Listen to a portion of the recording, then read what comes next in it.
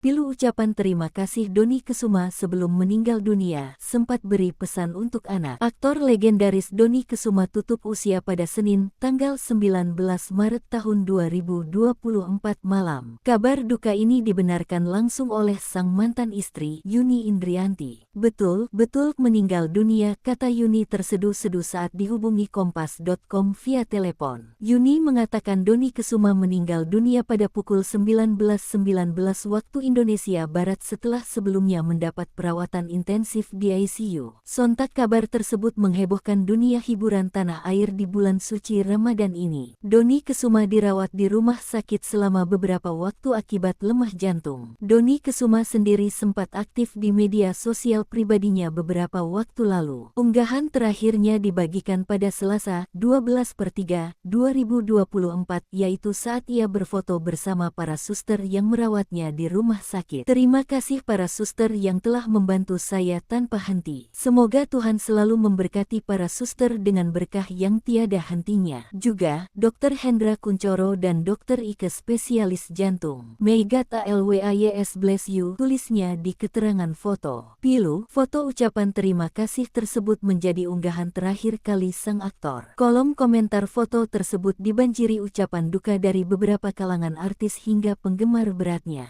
Sebelumnya, Dony Kesuma sempat memberikan pesan kepada anak-anaknya. Hal itu ia sampaikan saat menjadi bintang tamu di podcast Melanie Ricardo beberapa waktu lalu. Pokoknya gue harus bisa membimbing anak-anak gue menjadi orang yang bisa hidup sendiri, kata Dony saat itu. Ia mengaku anak-anaknya tak harus menjadi orang sukses, namun ia ingin anaknya dapat menghadapi kejamnya dunia. Terlebih, banyak anak-anak muda yang terjerumus ke jurang obat-obatan terlarang. Ia paham betul lantaran sudah puluhan tahun hidup di dunia hiburan.